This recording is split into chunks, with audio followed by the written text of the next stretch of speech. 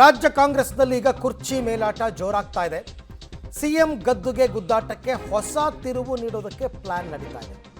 ಒಂದು ಅಹಿಂದ ಸಮಾವೇಶ ಮಾಡಬೇಕು, ಆ ಮುಖಾಂತರ ಸಿಎಂ ಕುರ್ಚಿ ಗಟ್ಟಿ ಮಾಡಬೇಕು ಅಂತ ಹೈಕಮಾಂಡ್ ಎದುರು ಹೊಸ ಕ್ಲೈಮ್ ಗೇಮ್ಗೆ ತಯಾರಿ ನಡೀತಾ ಇದೆ. ಆ್ಯಕ್ಚುಲಿ ಸತೀಶ್ ಜಾರಕಿಹೊಳಿ ಅವರು, ಮಹದೇವಪ್ಪನವರು ಹೋಗಿರೋದೇ ಅದಕ್ಕೆ ಅಂತ ಕೆಲವರು ಹೇಳ್ತಿರೋದು. ಹೈಕಮಾಂಡಿಂದ ಪರ್ಮಿಷನ್ ತೊಗೊಂಬರಬೇಕು, ಒಂದು ಹಾವೇರಿನಲ್ಲೋ ಎಲ್ಲಾದರೂ ಒಂದು ಕಡೆ ಅಹಿಂದ ಸಮಾವೇಶವನ್ನು ಮಾಡಬೇಕು. ಯಾವ್ಯಾವಾಗ ಅಧಿಕಾರ ಹಸ್ತಾಂತರದ ವಿಚಾರ ಚರ್ಚೆಗೆ ಬರುತ್ತೋ ಅವಾಗೆಲ್ಲ ಒಂದೊಂದು ಸಮಾವೇಶವನ್ನು ತಗೊಂಡು ಬರ್ತಾರೆ ಸಿದ್ದರಾಮಯ್ಯನವರು ಆಪ್ತರು. ಸೊ ಹಾಗಾಗಿ ಈಗಲೂ ಅದೇ ಲೆಕ್ಕಾಚಾರ. ಮೇ 21ಕ್ಕೆ ಸರ್ಕಾರಕ್ಕೆ 3 ವರ್ಷ ತುಂಬುತ್ತೆ. ಮತ್ತೆ ಅಹಿಂದ ಸಮಾವೇಶದ ಜಪ, ಒಳ ಮೀಸಲಾತಿ, ಗ್ಯಾರಂಟಿ ವಾರಂಟಿ ನೆನಪಿಸುವ ಕಾರ್ಯಕ್ರಮ. ಸಿದ್ದರಾಮಯ್ಯ ಟೀಮ್ನಿಂದ ಇದಕ್ಕೆ ತಯಾರಿ ನಡೀತಾ ಇದೆ. ಈಗ ಅಹಿಂದ ಸಮಾವೇಶದ ಮೂಲಕ ಹೈಕಮಾಂಡ್ ಎದುರು ಒಗ್ಗಟ್ಟಿನ ಕ್ಲೈಮ್ ಅಂತೆ. ಆ ಮೂಲಕ ಸಿದ್ದರಾಮಯ್ಯ ಕುರ್ಚಿ ಗಟ್ಟಿ ಮಾಡೋದಕ್ಕೆ ಮೆಗಾ ಸರ್ಕಸ್ ನಡೀತಾ ಇದೆ. ಆದರೆ ಹೈಕಮಾಂಡ್ನಿಂದ ಇಲ್ಲಿ ತನಕ ಸಿಕ್ಕಿಲ್ಲ ಅನುಮತಿ. ಪಕ್ಷದ ವತಿಯಿಂದನೇ ಮಾಡ್ತೀವಿ ಅಂತ ರಾಹುಲ್ ಜೊತೆ ಚರ್ಚಿಸಿ ಎಲ್ಲದರ ತೀರ್ಮಾನ ಅಂತ ಖರ್ಗೆ ಅವರು ಹೇಳಿಬಿಟ್ಟಿದ್ದಾರೆ. ಒಂದು ಮಾಹಿತಿಯ ಪ್ರಕಾರ ಸತೀಶ್ ಜಾರಕಿಹೊಳಿ ಅವರು, ಮಹದೇವಪ್ಪನವರು ಖರ್ಗೆ ಅವ್ರನ್ನ ಭೇಟಿಯಾಗಿರೋದು ಇದೇ ವಿಚಾರ ಚರ್ಚೆ ಮಾಡೋದಕ್ಕೆ ಅಂತ.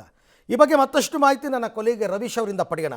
ರವೀಶ್, ಯಾವಾಗ ಸಿಎಂ ಅಧಿಕಾರ ಹಸ್ತಾಂತರದ ವಿಚಾರ ಮುನ್ನೆಲೆಗೆ ಬರುತ್ತೋ ಆವಾಗ ಸಿದ್ದು ಆಪ್ತರೆಲ್ಲರೂ ಕೂಡ ಒಂದೊಂದು ಸಮಾವೇಶದ ವಿಚಾರವನ್ನು ಮುನ್ನೆಲೆಗೆ ತರ್ತಾರೆ. ಸೊ ಈಗಲೂ ಅದೇ ರೀತಿ ಅಹಿಂದ ಸಮಾವೇಶದ ಚರ್ಚೆ ನಡೀತಾ ಇದೆ. ಹೈಕಮಾಂಡ್ ಇದಕ್ಕೆ ನಿಜಕ್ಕೂ ಕೂಡ ಪಕ್ಷದ ವತಿಯಿಂದ ಮಾಡೋದಕ್ಕೆ ಪರ್ಮಿಷನ್ ಕೊಡುತ್ತಾ ಹೇಗೆ ಅಂತ?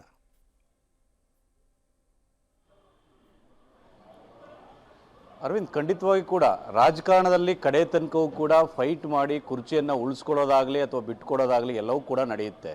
ಅಂದರೆ ಎಷ್ಟೋ ಬಾರಿ ಕೈಗೆ ಬಂದ ತುತ್ತು ಬಾಯಿಗೆ ಬಾರದಂಥ ಸ್ಥಿತಿ ಭಾಳಷ್ಟು ರಾಜಕಾರಣಿಗಳಿಗಾಗಿದೆ.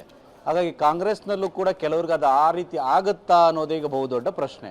ಯಾಕೆಂದರೆ ಪ್ರಮುಖವಾಗಿ ಡಿ.ಕೆ. ಬ್ರದರ್ಸ್ ಅವರು ಡೆಲ್ಲಿಗೆ ತೆರಳಿ ಅಲ್ಲಿ ಒಂದು ರೀತಿಯಲ್ಲಿ ಕ್ಲೈಮ್ ಮಾಡುವಂಥ ಕೆಲಸವನ್ನು ಈಗಾಗಲೇ ಮಾಡಿದ್ದಾರೆ. ಮಲ್ಲಿಕಾರ್ಜುನ್ ಖರ್ಗೆ ಅವರ ಮುಂದೆ ಕ್ಲೈಮ್ ಮಾಡಿದ್ದಾರೆ.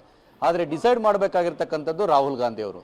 ರಾಹುಲ್ ಗಾಂಧಿ ಹೇಳದಂತೆ ಎಲ್ಲವೂ ಕೂಡ ನಡೆಯುತ್ತೆ ಅನ್ನೋದು ಕೂಡ ಈಗಾಗಲೇ ಸ್ಪಷ್ಟ ಆಗಿದೆ. ಹಾಗಾಗಿ ಸಿದ್ದರಾಮಯ್ಯ ಅವರು ಕೂಡ ರಾಹುಲ್ ಗಾಂಧಿ ಅವರ ತೀರ್ಮಾನಕ್ಕೆ ಕಾಯ್ತಾ ಇದ್ದಾರೆ. ಒಂದು ಕಡೆ ಎಲ್ಲೋ ಒಂದು ಕಡೆ ರಾಹುಲ್ ಗಾಂಧಿ ಹೇಳ್ದಂಗೆ ನಾನು ಕೇಳ್ತೀನಿ ಅನ್ನೋ ಒಂದು ಮೆಸೇಜನ್ನು ಪಾಸ್ ಮಾಡೋದು, ಇನ್ನೊಂದು ಕಡೆ ಕ್ಷಣದ ತನಕವೂ ಕೂಡ ಏನೆಲ್ಲ ಸ್ಟ್ರಾಟಜಿಗಳನ್ನು ಮಾಡಬೇಕು, ಯಾವೆಲ್ಲ ಹಿಂದ ಕಾರ್ಡ್ ಆಗಿರ್ಬೋದು, ಬೇರೆ ಬೇರೆ ರೀತಿಯ ಕಾರ್ಡ್ ಪ್ಲೇ ಮಾಡಬೇಕು, ಅದನ್ನು ಪರೋಕ್ಷವಾಗಿ ಅವರ ಆಪ್ತರ ಮೂಲಕ ಪ್ಲೇ ಮಾಡಿಸ್ತಾ ಇದ್ದಾರೆ ಅನ್ನೋ ಅನುಮಾನವು ಕೂಡ ಈಗ ಕಾಡ್ತಾ ಇರ್ತಕ್ಕಂಥದ್ದು.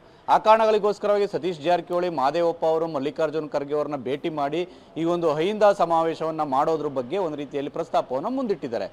ಒಂದು ವೇಳೆ ಏನಾದರೂ ರಾಹುಲ್ ಗಾಂಧಿ ಅವರು ನಾಯಕತ್ವದ ವಿಚಾರದಲ್ಲಿ ಏನಾದರೂ ತೀರ್ಮಾನ ಮಾಡದ್ದೇ ಆದರೆ ಖಂಡಿತವಾಗಿ ಕೂಡ ಈ ಒಂದು ಅಹಿಂದ ಸಮಾವೇಶ ಪ್ರಸ್ತಾಪ ಬರೋದೇ ಇಲ್ಲ. ಒಂದು ವೇಳೆ ಏನಾದರೂ ಅದನ್ನ ಡಿಲೇ ಪ್ರೋಸೆಸ್ ಮಾಡ್ತಾ ಬಂದಂಥ ಸಂದರ್ಭದಲ್ಲಿ ಅಹಿಂದ ಸಮಾವೇಶಕ್ಕೆ ಇವರು ಪಟ್ಟಿ ಹಿಡಿಯುವಂಥ ಚಾನ್ಸಸ್ ಕೂಡ ಜಾಸ್ತಿ ಇರುತ್ತೆ. ಅಹಿಂದ ಸಮಾವೇಶ ಪ್ಲಸ್ ಎಲ್ಲೋ ಒಂದು ಕಡೆ ಸಚಿವ ಸಂಪುಟ ಪುನರಚನೆ ಎರಡನ್ನೂ ಕೂಡ ಒಂದು ರೀತಿಯಲ್ಲಿ ಪಟ್ಟಿ ಹಿಡಿದು ಅದು ಮಾಡಲೇಬೇಕು ಅಂತಲೂ ಕೂಡ ಆಟಕ್ಕೆ ಬೀಳುವಂಥ ಚಾನ್ಸಸ್ ಕೂಡ ಜಾಸ್ತಿ ಇರುತ್ತೆ. ಆ ಕಾರಣಗಳಿಗೋಸ್ಕರವಾಗಿ ಸಿಎಂ ಸಿದ್ದರಾಮಯ್ಯ ಕ್ಯಾಂಪ್ನಿಂದ ಸಿದ್ದರಾಮಯ್ಯ ಮೌನವಾಗಿದ್ದರೂ ಕೂಡ ಅವರ ಕ್ಯಾಂಪ್ನ ಆಪ್ತ ಸಚಿವರು ಎಲ್ಲರೂ ಕೂಡ ಬೇರೆ ಬೇರೆ ರೀತಿಯ ಸ್ಟ್ರಾಟಜಿಗಳನ್ನು ಮಾಡ್ತಾ ಇದ್ದಾರೆ. ಇನ್ನೊಂದು ಕಡೆ ಈಗಾಗಲೇ ಡಿ.ಕೆ. ಬ್ರದರ್ಸ್ ಅವರು ಕೂಡ ಹೈಕಮಾಂಡ್ ಮಟ್ಟದಲ್ಲಿ ಏನೆಲ್ಲ ಸ್ಟ್ರಾಟಜಿಗಳನ್ನು ಮಾಡಬೇಕು, ಏನೆಲ್ಲ ಕ್ಲೈಮ್ ಮಾಡಬೇಕು ಅದನ್ನು ಮಾಡಿದ್ದಾರೆ.